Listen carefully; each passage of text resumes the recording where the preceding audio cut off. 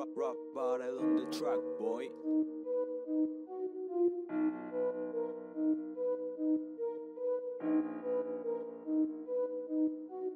En tant que Congolais, nous avons eu à assister à une très belle rencontre où les Léopards se sont imposés avec manière. On a remarqué qu'il y avait l'élégance dans le jeu, la détermination et ce sursaut d'orgueil de chercher à tout prix le retour des Léopards du côté de la phase finale d'une Coupe du Monde. Et donc personnellement, j'ai beaucoup aimé la manière que ces Fauves ont abordé cette rencontre de la 7e journée. Alors sur le match République démocratique du Congo, Soudan du Sud, je pense quand même qu'on s'est bien sorti, on s'est bien comporté parce que ça faisait quand même un moment que la RDC n'avait pas gagné voilà, avec un tel score. On aurait pu peut-être finir ce match-là 4-0. Il y a malheureusement ce dernier but qu'on encaisse et voilà, ça ne pouvait qu'arriver pour rappeler que voilà, c'était pas un match aussi parfait. Mais dans l'ensemble, j'ai quand même vu une équipe de RDC beaucoup plus organisée, beaucoup plus cohérente dans les gestes et dans le déplacement, etc. Parce que moi, ce qui m'a le plus marqué, c'est que sur les 4 buts, c'est la ligne offensive qui a parfaitement fonctionné. On parlait des avant-centres en RDC qui étaient incapables de marquer des buts.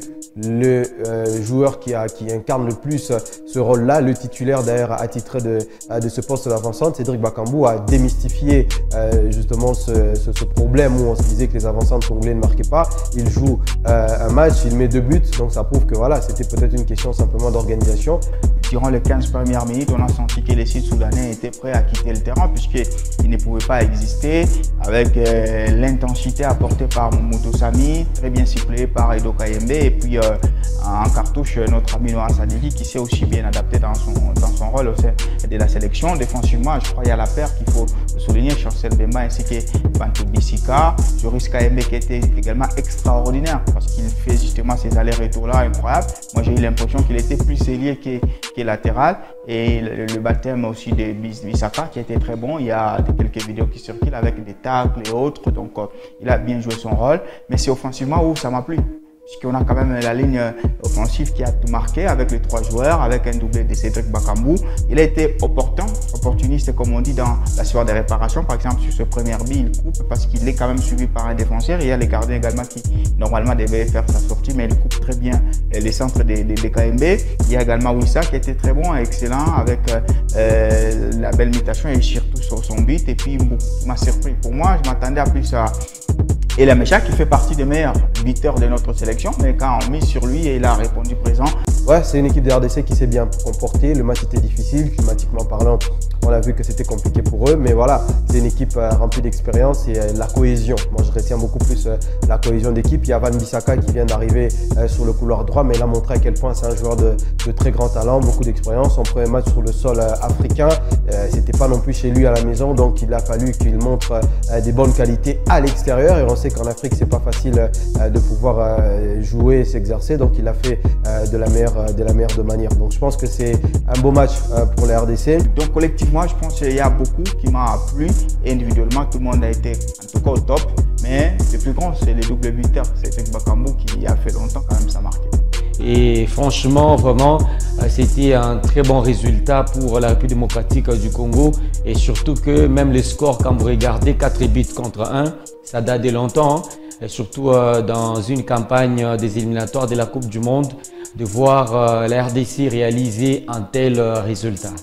Et en parlant du Sénégal, oui, c'est un grand match qui arrive, d'autant plus que c'est un match couperé, parce que c'est vrai qu'après cette trêve, il va rester 2 matchs très importants contre l'autre Soudan et contre le Togo pour essayer d'arracher notre qualification. Mais je pense qu'à l'heure actuelle, la RDC est leader de son groupe, derrière les Sénégal, il y a une différence d'un seul point.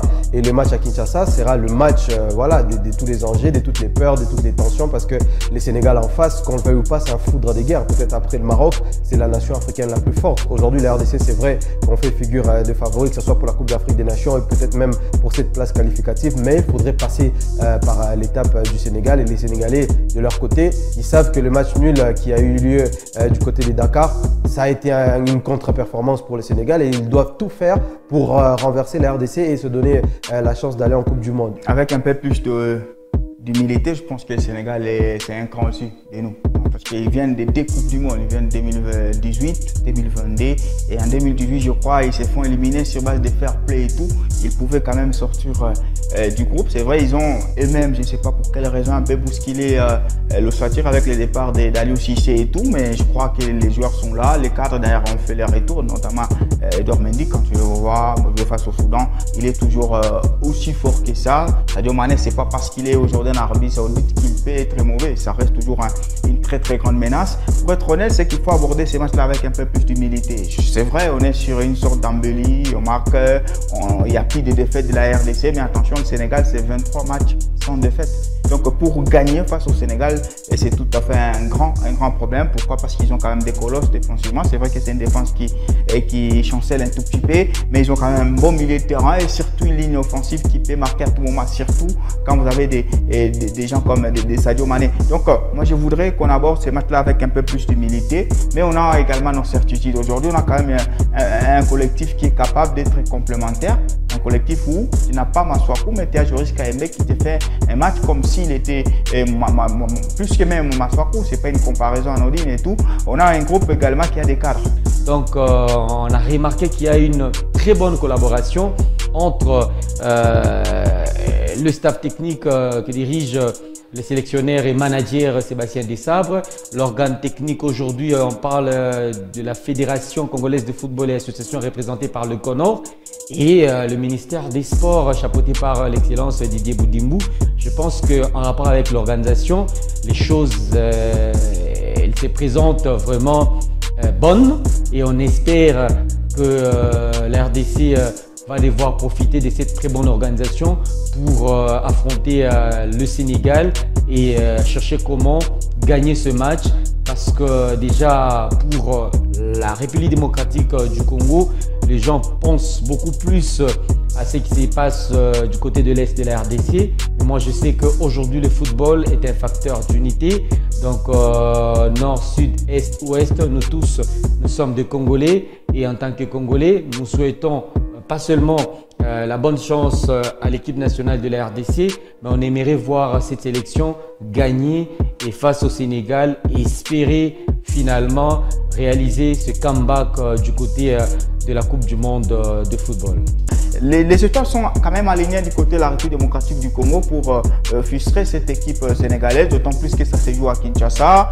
On a fait un match à Dakar, donc psychologiquement, je pense qu'on arrive quand même avec une sorte d'ascendant qu'ils ont changé de sélectionneurs, ils ont essayé un peu de tourner quelque chose, mais nous, on est dans la constance depuis l'arrivée de Desabre. On fait une bonne Coupe d'Afrique parce qu'ils se font éliminer avant nous par la Côte d'Ivoire. Donc, on a quand même un ascendant psychologique et le fait de jouer à domicile peut faire en sorte que les matchs puissent être tout simplement fermés, mais avoir un peu plus de détails. S'il y aura les détails, je pense que ces détails-là pouvaient tourner à notre avantage si on reste sérieux et serein. Dans les grands matchs, on sait que la bête se cache dans les détails et je crois qu'il faudrait remonter un petit peu le niveau et être sérieux dans tout ce qu'on va faire. Mais je pense que la RDC a quand même sa carte à faire valoir face au Sénégal et en tant que Congolais, je pense que la RDC va peut-être gagner ce match. Quand on arrive dans une compétition comme ça, compétition qu'on n'a pas joué depuis une trentaine d'années, je pense quand même qu'il n'y a pas d'expérience. Nous n'aurons pas d'expérience parce que voilà, ça sera peut-être une première pour même toute cette génération, même les générations d'avant.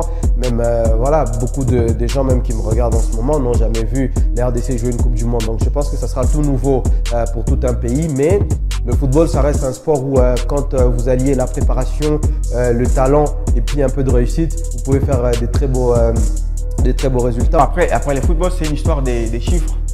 Je crois qu'ils viennent quand même d'une CAN concluante.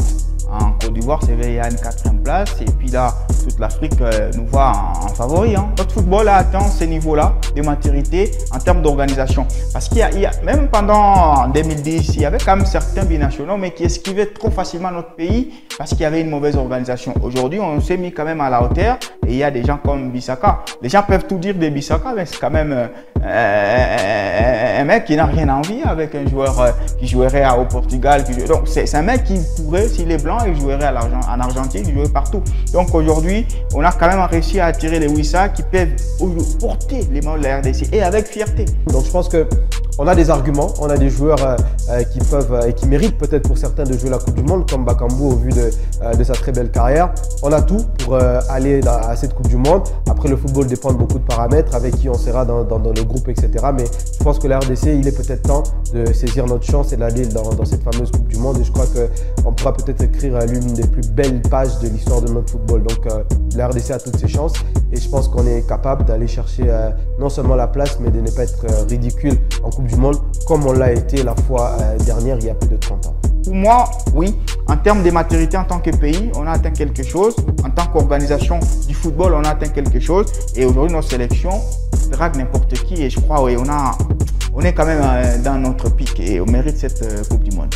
C'est une très grande fête pour la République démocratique du Congo d'avoir cette chance de jouer la qualification, s'il vous plaît, à la maison face à notre poursuivant direct. Il s'agit là du Sénégal. Le message, c'est d'être au Stade des Martyrs, de payer normalement le ticket ou le droit d'entrée et de soutenir ces léopards de la République démocratique du Congo. Et je pense que ce mardi, on aura déjà ces tickets qualificatifs en rapport avec la phase finale de la Coupe du Monde 2026. Et surtout qu'on sait qu'il nous reste seulement 2 matchs.